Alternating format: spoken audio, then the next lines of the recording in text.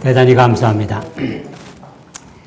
전도하는 사람의 한결같은 부담이 저런 성품을 해가지고 전도를 하나 하는 문제입니다.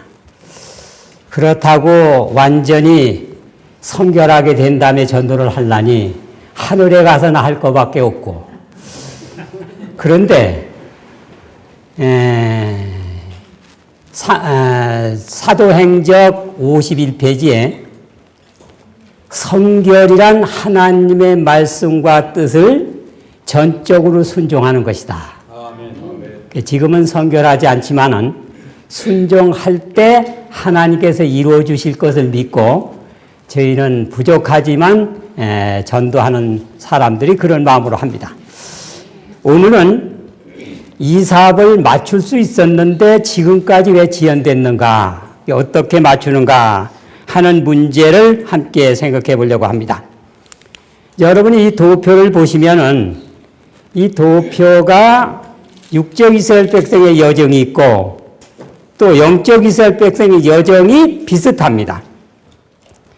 육적 이스라엘 백성의 여정은 여리고성을 멸망시키고 가나안 땅을 갑니다. 영적 이스라엘 백성은 영적 바벨론성을 멸망시키고 가게 되죠. 그때에 여리고성 멸망시키기 위해서 대군 군대 장관이 내려오셨고 영적 바벨론성을 멸망시키기 위해서 대군 미가엘이 일어납니다.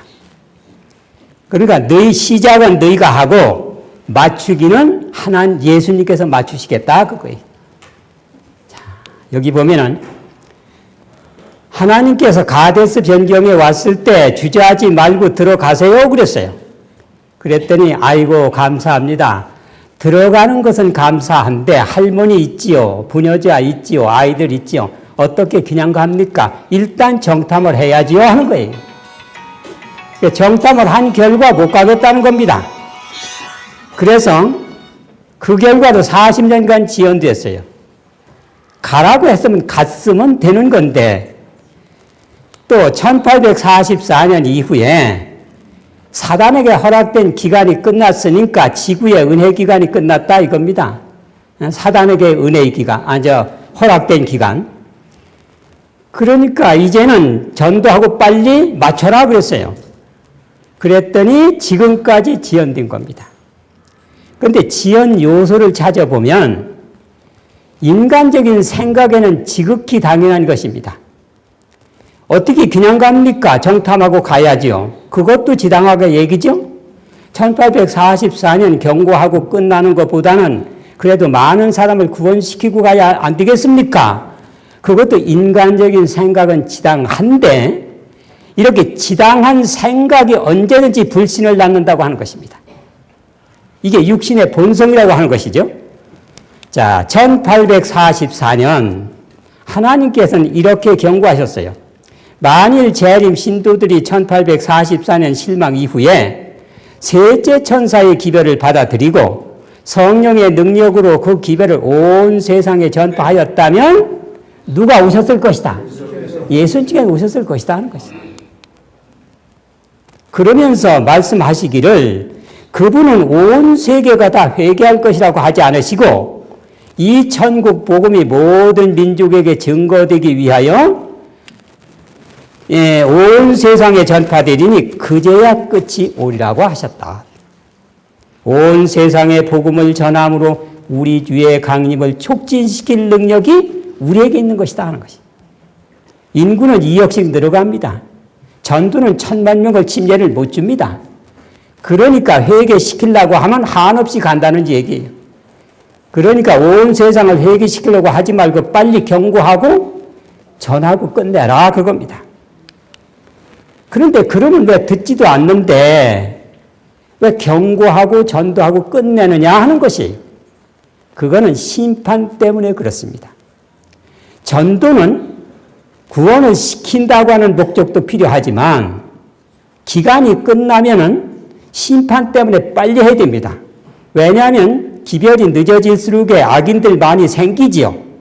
또 살던 사람 죄 많이 짓지요. 그러니까 유황불의 고통이 그만큼 커집니다.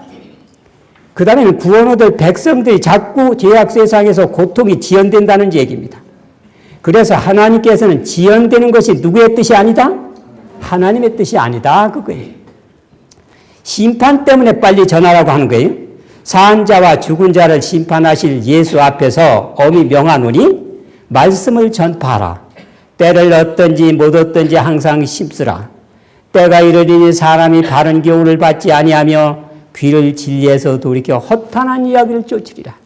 안 들을 게 예언이 돼 있어요. 근데 왜 하느냐? 안 듣는데 심판 때문에 하라는 얘기. 이 세상을 역사적으로 끝내려면 듣든지 안 듣지 일단 기별은 전해줘야 된다는 얘기입니다.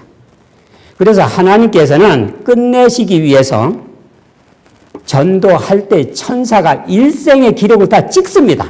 기록을 하죠. 그래서 우리는 심판 때문에도 전도를 해야 됩니다. 자, 그래서 천사는 각 사람의 행적을 일생 동안 찍습니다.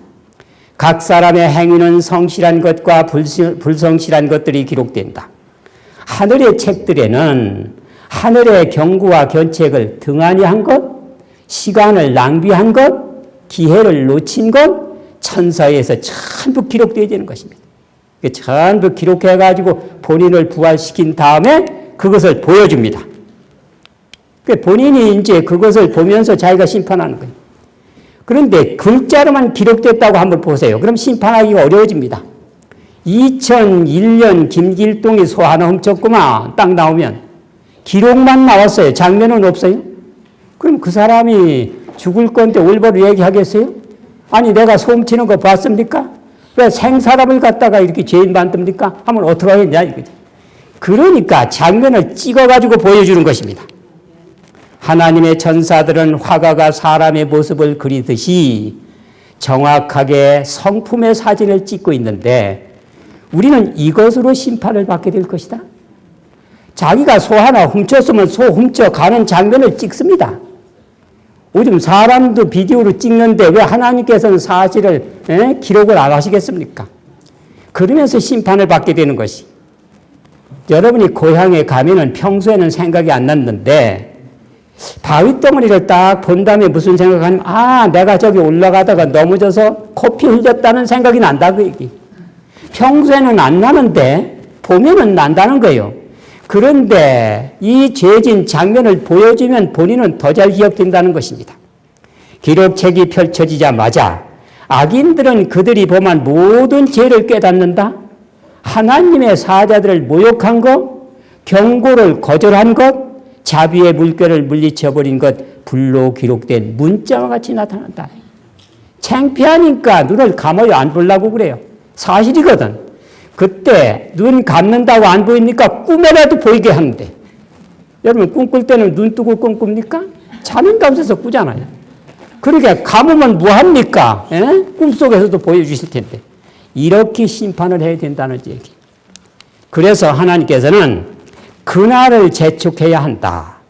사업을 교회가 그리도의 만일 교회가 하나님께서 명하신 바대로 사업을 이루었다면 온 세상은 경고를 받았을 것이고 우리는 주께서는 오셨을 것이다. 그러니까 경고를 받았을 것이고 한 거니까 경고라도 해야 된다는 얘기. 자, 그러면 보세요. 이제 경고를 하면 어떻게 할 것이냐 하는 거예요. 그래도 며칠 걸린다든지 1년 걸려가지고 다니엘서라도 계시록이라도 가르쳐야지 할 거 아닙니까? 하나님께서 책임을 지시겠다는 거예요.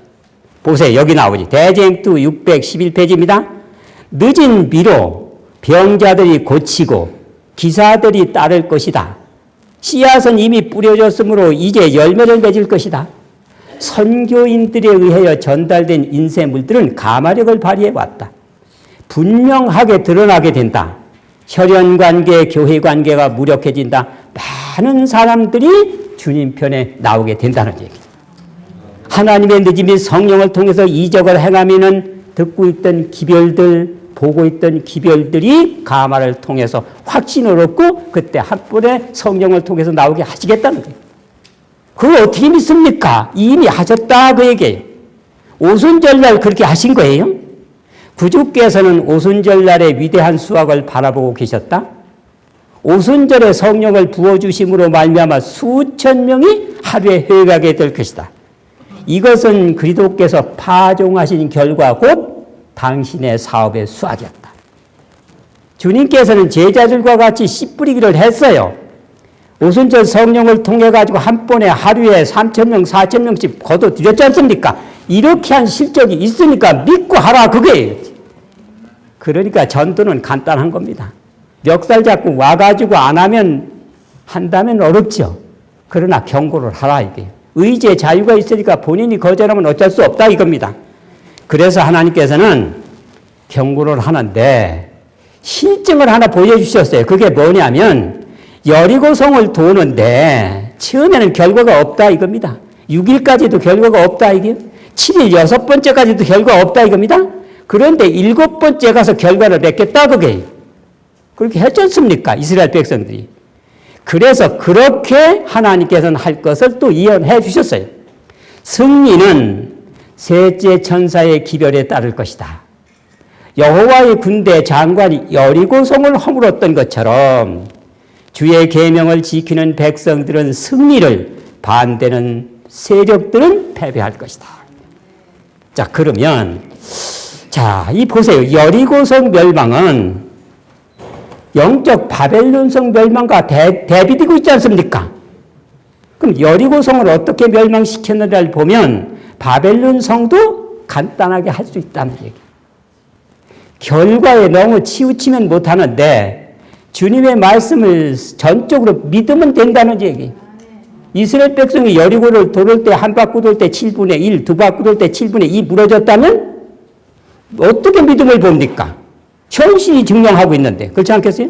하나님께서는 믿음 있는 사람에게 역사를 주는데 그 열매는 최후에 나타난 것입니다.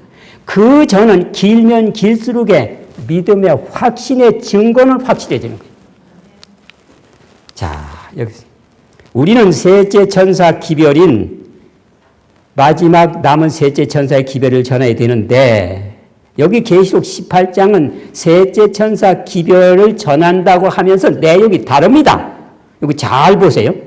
계시록 18장 1절 다른 천사가 하늘에서 내려오는 것을 보니 큰 권세를 가졌는데 그의 영광으로 땅이 환해지더라. 힘센 음성으로 외쳐 무너졌다 무너졌다 큰 성 바벨론이요 그랬어요. 계시록 18장에 기록된 이것은 도대체 어떤 사건을 예언한 것이냐 하는 거예요. 선지자의 기별에 보면은 이렇게 얘기했어요. 다른 천사가 권세를 가졌는데 영광으로 땅에 환해지더라. 이것은 셋째 천사의 기별을 큰 외침으로 전해지도록 하나님께서 주신 기별이다 그랬어요. 그 다음에 또 하나는 자서전에 하나님의 영광으로 온 땅을 환하게 할 하늘에서 내려온 천사의 빛 곧 늦은 비가 내릴 때 영광을 받는 것이다 그랬어요. 그 다음에 또 하나는 요한계시록 18장에 예언된 셋째 천사의 기별, 짐승과 그 우상에게 대하여 최후의 경고를 큰 능력으로 선포되는 것이다. 이 세 문구를 종합해보면 이런 결론이 나오게 됩니다. 계시록 18장 바벨론이 무너졌다고 하는 것은 셋째 천사의 기별을 늦은 비가 내릴 때 늦은 비로 크게 외치는 것이다. 이렇게 결론이 내려지는 것이에요. 자, 그러니까 계시록 18장은 셋째 천사의 기별을 늦은 비로 크게 외친다는 내용 아닙니까? 그러면 당연히 계시록 18장은 셋째 천사의 기별을 크게 외치는 거기 때문에 셋째 천사의 기별을 내용으로 드려야 됐다는 얘기입니다. 그런데 그렇지 않다는 얘기예요. 봐요. 셋째 천사의 기별을 늦은 비로 큰 외침을 하면 계시록 14장 9절로 11절에 대한 셋째 천사 기별, 짐승과 우상에게 경배하든지 짐승의 표를 오른손이나 이마에 받으면 유황불에 죽는다게 셋째 천사 기별이니까 이거를 내용으로 적었어야 되는데 시한스럽게 둘째 천사의 기별을 적었다는 얘기예요. 여기에 키포인트가 있다는 얘기입니다. 왜 그러냐면은 모든 사람이 대부분 저도 그랬으니까 늦은 비를 받아가지고 외친다고 하는 기만 속에 빠지기 때문에 하나님께서 둘째 천사의 기별 내용을 들어야 둘째 천사는 둘째 천사하고 밤중 소리가 동시에 시작해서 병행해 가는 것이기 때문에 셋째 천사도 역시 늦은 비와 동시에 시작해서 같이 갈 것이라고 하는 것을 가르쳐 주기 위한 목적이 있었다는 얘기예요. 기다리는 것이 아니라 순종할 때의 큰 외침으로 발전된다는 얘기예요. 보세요. 이게 살아남는 이들 399페이지에 나옵니다. 무너졌다, 무너졌다, 큰 성 바벨론이여. 내 백성아, 거기서 나와 하는 계시록 18장 4절 5절은 이 기별은 마치 밤중 소리가 1844년 둘째 천사의 기별에 연합했듯이 셋째 천사의 기별에 추가된 것처럼 보였다. 그러니까 둘째 천사 기별과 같이 셋째 천사와 늦은 비는 같이 병행해가지고 추가된 것뿐이다. 그 얘기. 자, 보세요. 그럼 역사적인 세 천사 기별을 보세요. 물론 성경 내용적인 세 천사 기별은 첫째 천사 뭡니까?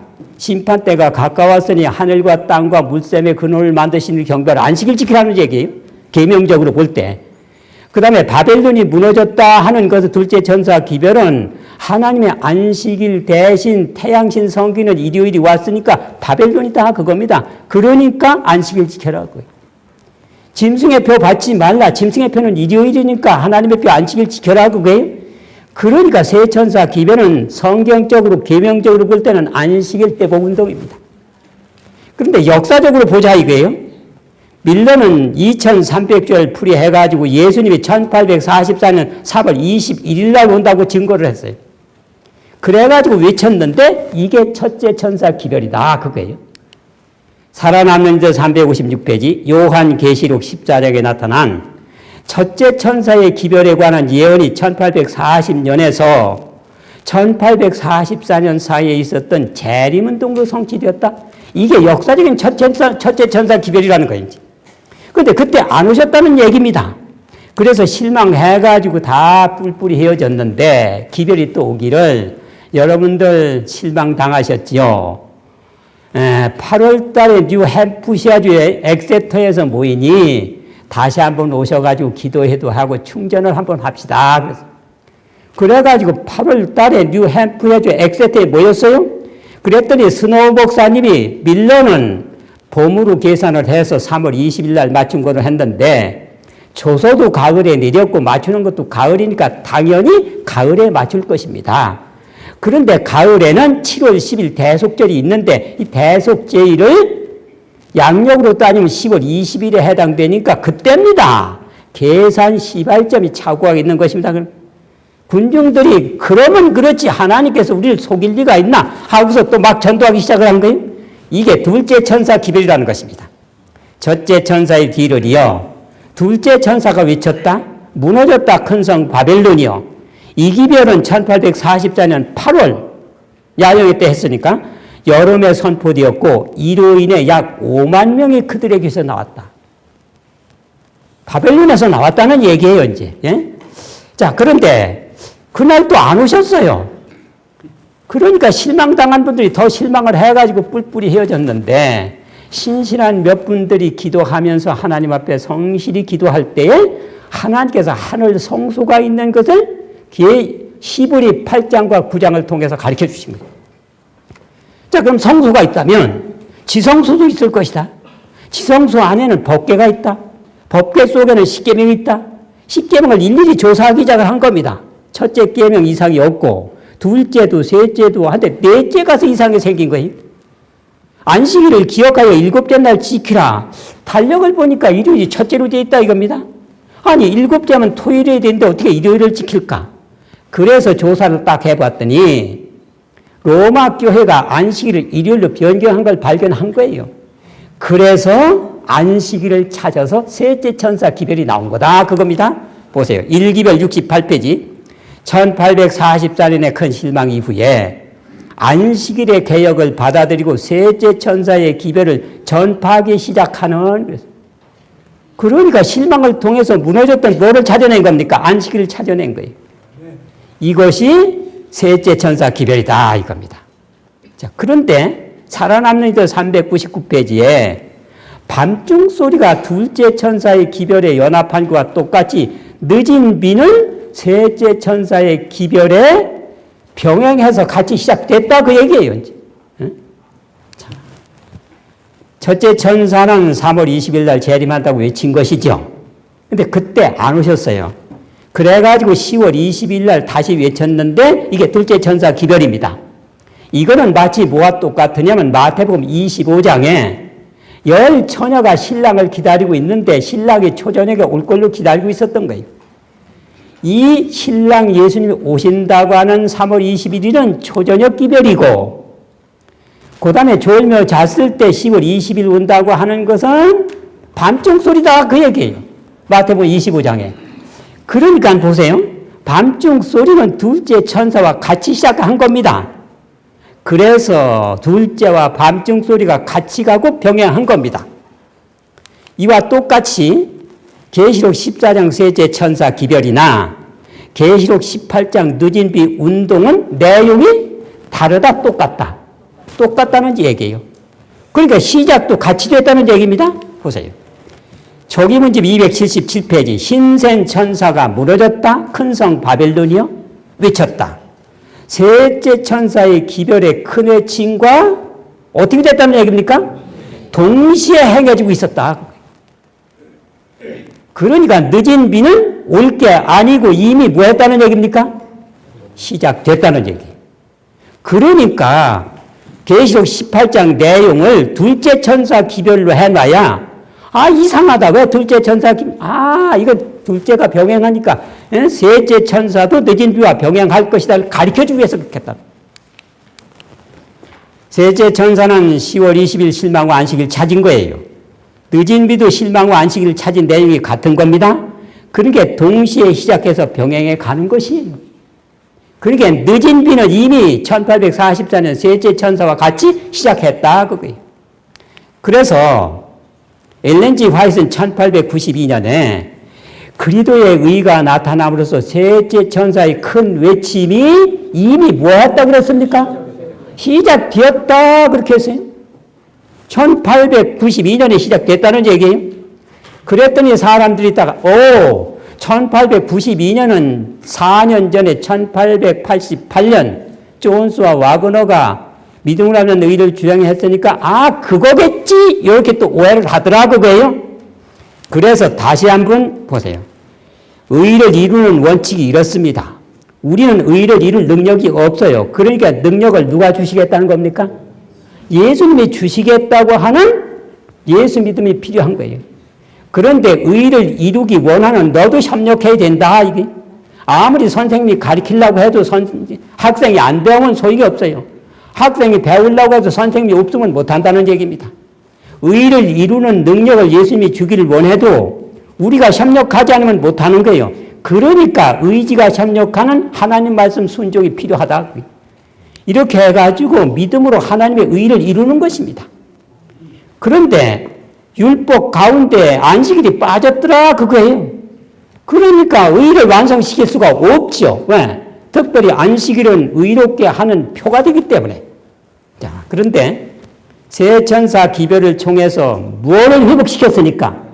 안식일을 회복시켰으니까 믿음으로 그리스도의 의가 나타나게 됐다. 이게 1888년에 나타난 것이 아니에요. 1844년에 됐던 거예요. 자, 그런데 보세요. 믿음으로 말미암는 의의 원칙은 과거나 현재나 미래나 변함이 없습니다. 다만 사건에 의해서 환경에 의해서 바뀌는 수는 있어요. 가인과 아벨 시대에는 하나님을 믿고 뭐 잡아 제사드리라고 그랬어요? 양으로 제사드리라고 그랬어요. 그게 하나님의 명령이고 법이에요. 그때는 양을 제사 드리는 것이 믿음으로 하나님의 의를 이루는 것이에요. 노아 당시는 어디에 들어가는 것이 순종하는 것입니까? 방주에 들어가는 하나님의 말씀을 순종하는 것이 믿음으로 의를 이루는 거예요. 지금은 안식일을 회복시키는 운동, 안식일을 지켜야 믿음으로 의가 되는 거예요.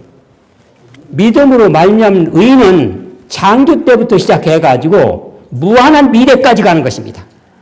그런데 이걸 불순종했기 때문에 타락이 왔고 그 다음번에 사단은 이거를 회복시키지 못하도록 자꾸만 여러 가지 문제를 일으키는 거예요. 그래가지고 회복시키는 것이 안식일인데 여기 보세요. 3기별 168페이지 이제이 와그너 장로에게 율법에 연관하여 그리스도의 의와 믿음으로 말면 의에 대한 명백하게 말할 수 있는 특권이 허락되었다. 1888년에. 셋째 천사의 이것은 세빛이 아니다. 오히려 셋째 천사의 기별에 마땅한 자리를 차지한 옛빛이다. 셋째 천사의 기별이 드러났을 때 믿음으로 하면 의도 시작이 됐다는 얘기예요. 그러니까 세빛이 아니다. 셋째 천사의 기별에 마땅한 자리를 차지한 옛빛이다. 그렇게 했던 거예요. 성도들의 인내가 하나님의 계명과 예수 믿음을 지키는 자니라. 예수 믿음과 하나님의 계명 가운데서 안식일이 빠졌는데 안식일을 회복하니까 그리스도의 의, 믿음으로 의가 완성이 됐다는 얘기입니다. 1888년 위그너가 믿음으로 말면 의를 주장했어요. 그랬는데 이거는 옛빛이다 그게요. 그러니까 새빛이 있어야 될 거 아니겠어요? 그럼 새빛은 언제냐? 1844년 안식을 회복했기 때문에 기별이 그때 주어졌다는 얘기예요. 그러니까 엘렌 G. 화이트는 1888년 믿음으로 하면 의를 주장하는 그들에게 나는 44년 전에 벌써 이 기별을 어떻게 했다는 얘기입니까? 전했다는 얘기예요. 봐요. 여기 나오지. 3기별 168페이지. 나는 율법과 연관된 그리스도의 의의 위대한 주제를 제시함을 통해 가장 고귀한 빛이 성경으로부터 비쳐나왔으며 이것은 내게 새빛이 아니었다. 이는 내게 지난 44년 동안 보다 높은 권위자로부터 영의 증언을 통하여 펜과 목소리로 우리 백성에게 이것을 제시해왔기 때문이다. 엘렌 G. 화이트는 이게 믿음을 하면 의요 하는 구체성은 안 띄었다 할지라도 존스와 와거너가 믿음을 하는 의에 대한 문제를 하니까 이건 하늘에서 온 기별이다. 그러나 이미 안식일을 회복했을 때에 이미 믿음으로 의도 주어진 것이다. 이렇게 했던 거예요. 그래서 화이트분이 살던 시대에는 이미 늦은 비도 시작됐다는 거예요. 왜? 셋째 천사 안식일 기별이 드러났기 때문에 의를 이룰 수 있는 원칙이 섰지 않습니까? 이제. 그러니까 우리는 통회하는 심령으로 늦은 비의 시기인 지금 은혜의 소나기가 우리 위에 내리기를 아주 열렬하게 기도리죠. 무슨 시기가 됐는데 늦은 비의 시기가 됐으니까 소나기가 내릴 정도로 기도해야 되겠다. 자, 그러면 보세요. 늦은 비가 1844년에 시작이 됐다고 하면은 문제가 있다는 얘기예요. 보세요. 늦은 비로 이적이 일어나고 병자들이 고침을 표적과 기사들이 따를 것이라고 얘기가 됐는데 아니 시작이 됐다면 이적과 기사는 왜 따르지 않습니까? 하는 거예요. 물론 혹간 우야무야하게 이적이 나오기는 하지만은 본격적으로 방언하고 뭐 하는 건 안 나오지 않습니까? 이것은 작은 환란 때 그렇게 된다 그거예요. 시작은 1844년 셋째 천사와 같이 드러났지만은 큰 외침으로 발전하는 것은 일요일 협령 때 되는데 이거를 이렇게 얘기했어요. 작은 환란이라고 그랬어요. 환란이 두 개가 있습니다. 큰 환란이 있고 작은 환란이 있어요. 봐요. 환란의 때가 시작될 즈음에 우리는 성령의 충만함을 입고 나가 그랬거든요. 그런데 환란의 때가 7장이 내리는 환란이 있다는 얘기예요. 대쟁투 648, 14만 4천 명은 큰 환란, 곧 개국일에 없던 야곱의 환란을 보세요. 야곱의 환란은 7장이 내릴 때니까 무슨 환란? 큰 환란이라고 한 거예요. 그러면 큰 환란이 있으니까 작은 환란도 있겠죠. 작은 환란은 언제 하느냐? 이때입니다. 환란의 때가 시작될 무렵, 이것도 환란이니까 일곱 재앙이 내리기 시작할 때를 말하는 것이 아니고 일곱 재앙을 내리면은 이제 은혜시가 끝난 거니까 아니고 그 바로 직전 예수께서 아직 성소에 계실 때이다. 그때에 늦은 비 셋째 천사의 목소리를 높일 힘이 주어질 것이다. 그게 작은 환란 일요일 협령 때 지장받지 않습니까? 매매권 박탈당하지 지장받지 하니까 그때의 성령의 충만함을 통해서 과감하게 능력과 기사를 통해서 외치기 시작한다. 그러면서 환란을 이제 통과하게 되는 건데 보세요. 늦은 비로 온 세상은 경고를 받을 것이다. 병자들이 고침을 기사들이 따를 것이다. 씨앗은 이미 뿌려졌으므로 열매를 맺게 될 것이다. 선교인들에 의해 전달된 인쇄물들은 가마력을 발휘해왔다. 진리를 이해하거나 순종하는 일에 장애를 받아왔다. 이제는 진리가 분명하게 드러나게 된다.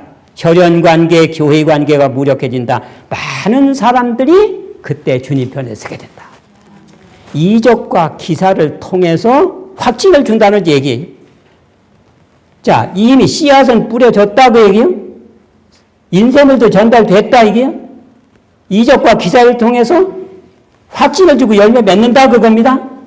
예수님이 오순절 전에 씨를 뿌렸는데 오순절 능력으로 결과 맺기와 똑같이.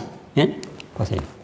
일요일 작은 환란 때 무슨 일이 벌어지냐면 늦은 비의 이적을 통해서 씨앗은 뿌려진 씨앗은 열매 맺고 전달된 인쇄물들로 많은 사람들이 주님 편에 서게 되니까 일요일 시험령 작은 환란 전에는 이미 씨 뿌리기가 있어야 되겠어요? 없어야 되겠어요? 있어야 된다 하는 거예요. 일요일 시험령 때 씨 뿌리기로 나갈 것 같으면 언제 그거 열매 맺습니까? 뿌려졌을 때 가마를 통해서 열매 맺어야 되니까. 그러니까 그 전에 일요일 시험령 전에 씨 뿌리기와 인쇄물 전달은 해야 되겠어요? 안 해야 되겠어요? 해야 된다. 자, 여리고성 멸망과 함께 바벨론성 멸망을 멸망시키는 과정이 같은데 여리고성 멸망을 어떻게 멸망시키냐면 이렇게 멸망시켰어요. 6일 동안은 매일 한 바퀴씩 돌아요.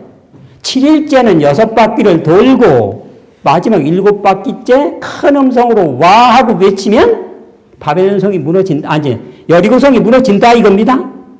자, 그러면 보세요. 영적 바벨론도 그렇게 된다는 얘기. 1844년부터 우리들이 살고 있는 시대로부터 복음을 증거하기 시작하면 무슨 운동에 하는 겁니까?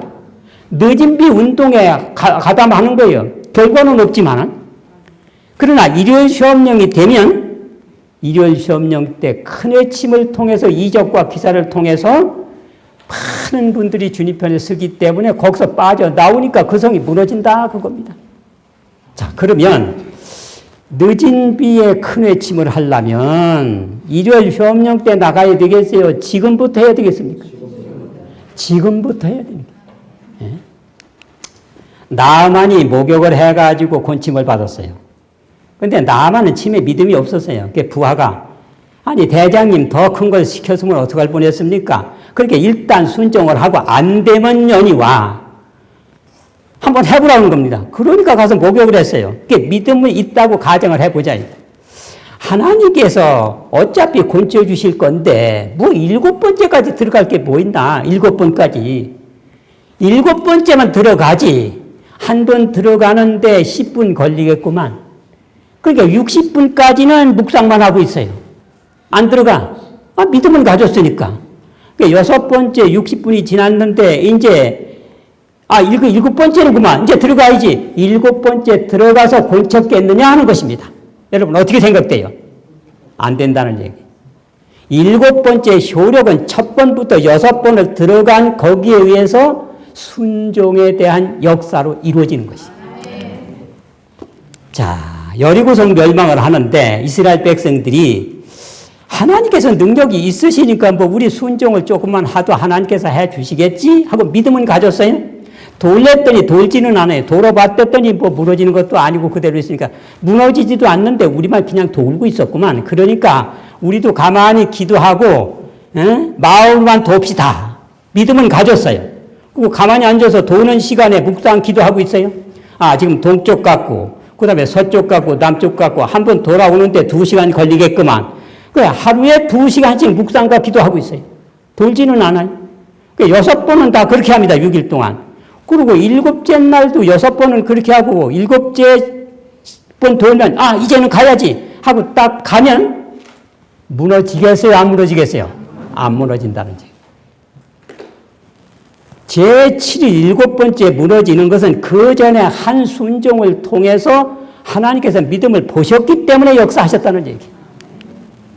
자, 그러면 일요일 시험령 때만 나간다 하는 식으로 한다면 어떻게 되겠습니까? 안 된다는 얘기예요.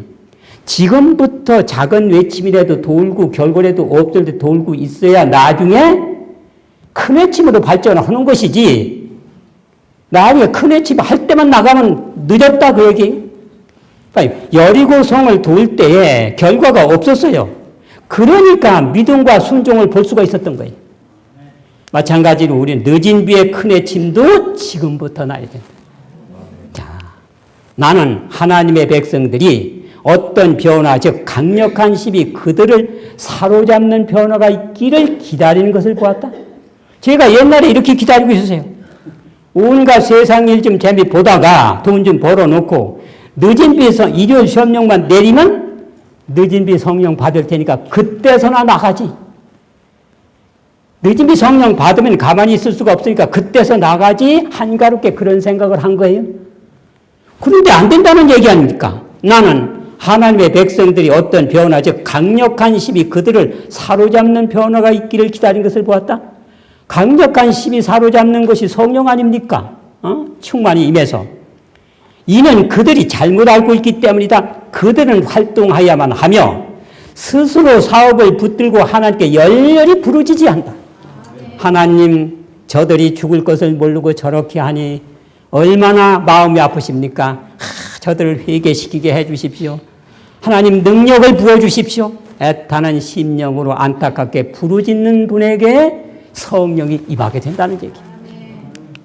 그들이 가진 빚에 사는 자들만이 더 큰 빚을 받게 될 것이다. 늦은 비를 통한 성령의 나타나심을 인식하지 못할 것이다. 그것이 우리 주변에 있는 사람들의 심령에 내리고 있을지라도 지금 전도를 하고 있는데 보니까 그분은 뭐 어느 교회의 그 원래 행사로 주말 행사로 하는 그거다 이렇게 생각을 한 거예요. 그 씨 뿌리기 전도단이 있다는데 아니 인천도 하고 지금 부산 가서 한다. 그분들은 뭐 그 며칠 한다던구만 그렇게 알았지.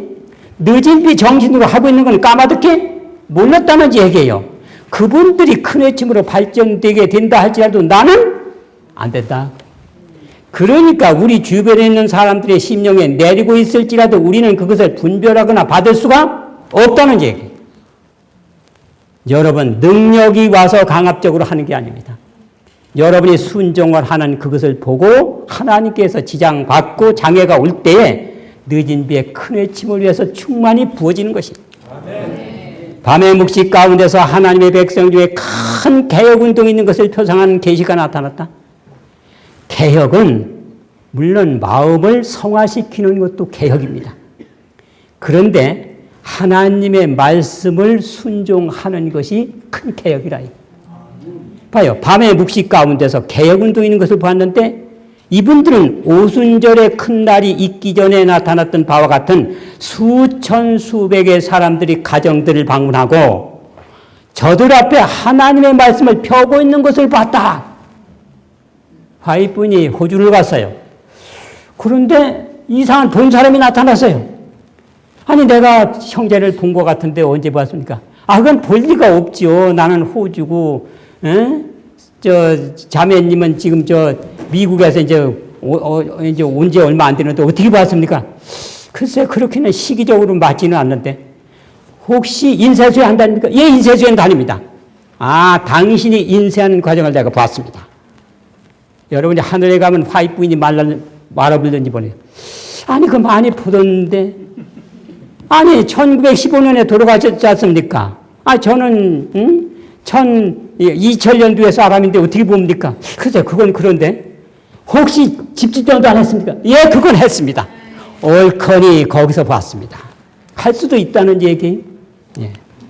자, 환란의 때가 예수님께서 아직 성소에 계실 때인데 그때에 늦은 비 셋째 천사의 목소리를 높이 힘이 주어질 것이다. 그 작은 환란을 얘기하는 게 일요일 점령 때. 늦은 비 셋째 천사의 목소리를 높일 힘이 주어질 것이다. 그리하여 마지막 7 재앙이 부어질 때 성도들이 피하여 설 수 있도록 준비시킬 것이다. 큰 외침에 가담한 사람이 7 재앙 마지막 7 재앙에 견딜 수 있는 힘을 만들어 준비시켜 주겠다. 어떻게 준비시키느냐 하는 거예요. 자, 그거는 2 가지를 준비시킵니다.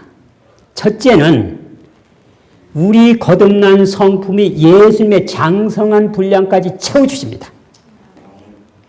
어떤 사람이 아기를 낳았어요. 그런데 먼저 난 아기는 대학생, 그 다음에 난 사람은 고등학생, 그 다음에는 중학생, 국민학생, 이제 마지막에 엊그저께 난 애기는 이제 갓난애기. 다 아들이에요. 그런데 아버지가 집에 데리고 갈 때는 갓난애기는 두고 갑니까? 걔도 데려갑니까? 걔도 데려가요. 더 잘 데려가요. 업고 갑니다. 업고 갑니다. 다 데려가는 거예요. 그러나 적군과 씨름을 할 때는 누가 나갑니까? 아기가 나갔다가는 자기 몸도 못 굳는데 어떻게 씨름을 합니까? 그러니까 다 큰 장성한 아들이 나가는 거예요. 14만 4천 명은 하나님께서 은혜시기 동안에 장성한 분량까지 채웠던 사람이기 때문에 씨름하러 나가도 건전하게 쓰는데, 그렇지 못한 사람은 아버지가 안 내보냅니다. 하나님께서도 그렇게 한 거예요.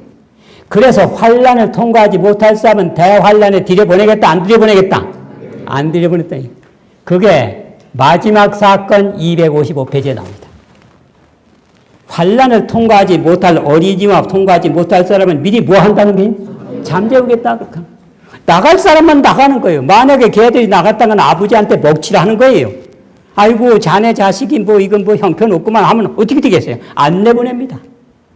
그러니까 가급적이면 장성한 분량까지 차야 되는데, 그렇지 못했다고 해서 낙심은 할 필요가 없어요. 여러분이 회개하고 하나님 앞에 자복하면 오른쪽 강도도 구원을 시켰는데 구원 안 시키겠어요? 우리가 외쳐가지고 바벨론에서 나온 사람들은 장성한 분량 가운데 못 찰 수도 있잖아요. 그 사람들도 구원시키잖아요, 하나님께서. 자, 여기 보면 그리도의 장성한 분량까지 채우겠다, 이제 그때 큰 외침을 할 때 여기 나옵니다. 마지막 환란, 증언보감 1권 131페이지에 이렇게 나와요. 마지막 환란, 야곱의 환란에 접근할수록, 야곱의 환란 때는 아니에요. 가까이 접근할수록 누구에 이르기까지 자라날 것이다? 그리도에 이르기까지 자라날 것이며 그분의 정신을 크게 나눠받을 것이다. 셋째 천사의 기별이 크게 외쳐지고 큰 능력과 영광이 마지막 사업에 함께할 때에 그 영광에 참여할 것이다. 환란의 때를 통과하도록 부흥시키고 강화시키는 것은 늦은 비를 통해서 한다. 그 다음에 또 하나는 늦은 비를 통해서 야곱의 업이 무엇이고 높은 곳에 올리는 것이 무엇이라는 것을 그때 가르쳐 주겠다고 그랬어요. 보세요. 이거는 산기별 260페이지에 나옵니다. 나는 우리가 땅의 높은 곳에 올리고 야곱의 업으로 기르려는 것이 무엇인지를 아직도 알지 못하는 것을 보았다. 그러나 새롭게 한과 뭐가 올 때에, 늦은 비가 주님 앞과 그분의 능력의 영광으로부터 올 때에 우리는 야곱의 업으로 기르려 하는 것과 땅의 높은 곳에 올리는 것이 무엇임을 그때 알게 된다. 성령은요, 보물을 보여줍니다. 오순절 성령이 내렸을 때 제자들이 기가 막힌 보물을 발견한 거예요. 그래서 마태복음 13장 44절 보물을 발견한 즉 숨겨두고 돌아가서 온 소유를 팔아 다 샀다고 그랬지 않습니까? 응? 자, 그런데 성령은 보물을 보여주고 활동하게 하는 것입니다. 사도 바울에게도 보물을 보여줬어요. 그러니까 이방의 넓은 선교지에서 매맞아 가면서도 복음을 전한 거예요. 왜? 보물을 봤기 때문에. 마지막 늦은 비를 통해서 뭘 보여주는 것이에요? 보물을 보여주는데 땅의 높은 곳에 울리는 것이 무엇인가 이거를 보여준다는 얘기. 그럼 야곱의 환란에 들어가야 되는데 야곱의 환란의 시발과 근거는 어디서 생겼느냐? 야곱과 천사가 씨름한 데서부터 나오기 시작하는 겁니다. 야복강에서 밤새도록 씨름합니다. 보세요. 야곱이 가로되 당신이 내게 축복하지 아니하면 가게 하지 아니하겠다니다 하고 붙들고 통사정하는 거예요. 그랬더니 야곱과 씨름한 언약의 천사가 내 이름 뭐냐? 야곱입니다. 이제는 이스라엘이라고 부르는데 뜻이 뭐예요? 하나님과 사람으로 더부어 겨루어 누가 이겼다는 겁니까? 내가 이겼다 이게. 어떻게 사람이 하나님과 겨루어 이길 수 있습니까? 그런데 이게 다릅니다. 사랑은 그렇지 않아요?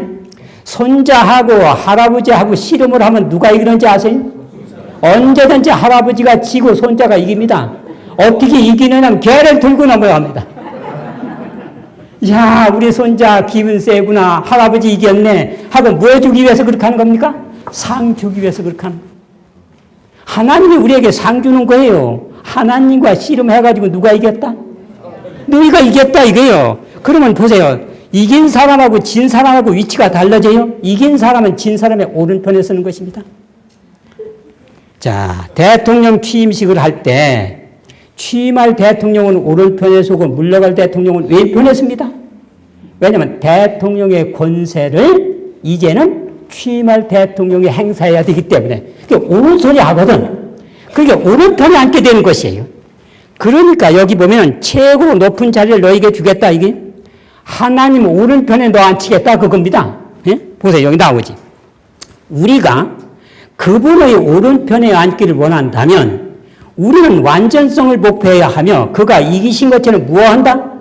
이겨야 된다. 14만 4천 명은 계시록 14장 5절에 입에 거짓과 흠이 없이 섰지 않습니까? 그게 완전한 성품을 가지면서 시련에 어떻게 되게 이겼다는 얘기. 그게 오른편에 앉히겠다 이거예요. 자, 여기 보세요. 예수님이 우리 오른편에 앉게 하시는데 예수님이 오른편에 하는 역사가 있어요. 그러니까 오른편에 앉는다는 게 무엇인 것을 실제로 가르쳐 주셔 하나님께. 예수께서 나와 일러 가라사대 하늘과 땅의 모든 권세를 내게 주셨으니 그랬잖아요. 그러니까 하늘과 땅의 모든 권세가 아버지에게서 예수님에게 넘긴 거예요. 그러니까 예수님이 받은 권세는 누가 준 겁니까?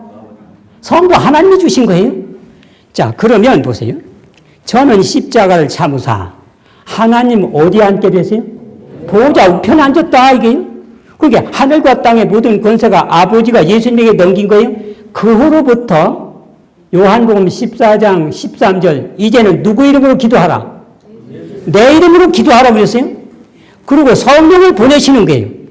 요한복음 사도행전 3장 22절 33절 그리고 사도행적 40페이지에 보면은 하늘과 땅의 모든 권세를 가진 분으로 아버지께서 주시던 그 성령을 예수님의 제자들에게 보내셨다. 아버지가 하시던 역할을 이제 누가 하는 겁니까? 예수님이 하시는 거예요. 왜? 오른편에 앉았으니까. 그런데 예수님이 그 권세를 누구에게 주시겠다는 거예요? 우리에게 주신다 이게. 그러니까 큰 환난을 통과한 사람, 우리 구세주께서는 하늘과 땅의 모든 권세를 갖고 계시며 이 권세를 우리들에게 주시겠다고 뭐 했다? 약속하셨다 이거예요. 그러니까 14만 4천을 야고로 환난을 통과한 사람은 구원을 얻기는 얻는데 어디에 앉는 특권이 주어지는 것입니까? 하나님 보호자 우편에 앉는 것이 주어지는 거예요. 다 그런 건 아니에요. 하나님께서는 한 사람에게 증여되는 방법은 별로 없습니다. 무리를 통해서 하지. 12제자, 12지파, 24장로, 14만 4천 명 무리를 통해서 하시지 한 사람에게 독단적으로 증여되는 것은 별로 없는 것 같아요. 자, 그런데 14만 4천 명을 환난에 통과했으니까 어디로 들어가는 거예요? 하나님의 오른편에 앉게 된다 그 얘기입니다. 그러면 보세요. 대권을 받았으니까 오른편에 앉게 되는 거죠. 하나님의 아들은 크나큰 희생을 치렀다. 타락한 인간을 구제하고 그분의 우편에 높이 올리고 영원한 영광의 소유자로 삼기 위하여 그리하셨다. 권세까지 남길 뿐 아니라 자리까지 오른편에 앉게 하셨다 그 얘기. 또 그 다음에 보세요. 그분은 마침내 천국에서 그분의 오른손으로 그대를 높이기 위해서 그리하셨다. 오른편에 앉힌다, 오른손으로 높인다 같은 뜻입니다. 자, 여기 보세요. 그러니까 그 시련을 통과하는 사람이 이게 기가 막힌 은혜의 특권이로구나. 하나님의 은혜를 통해서 이기게 해줄 테니까 기왕이면 포기하겠다. 하나님의 능력으로 이기게 해야 되겠다. 이기게 해야 되겠다 이겁니다.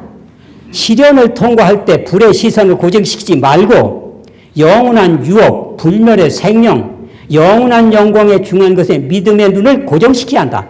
그렇게 하고 있는 동안 7번 연단되어 하나님의 형상을 지니고 나오게 될 것이다. 그러니까 시련을 보지 말라는 거예요. 너에게 베풀어진 은혜가 지극하니까 은혜에 보답하기 위해서 내가 이겨라. 물론 이제 거기 가는 사람이 상 받기 위해서 하는 사람은 별로 없겠죠. 그러나 하나님께서는 상 주시기 좋아하니까 거기에서 상을 주신다. 의인들의 눈이 무한한 가치의 하늘 보화에 고정되어 있는 동안 그들은 더욱더 누가 같을 것이요?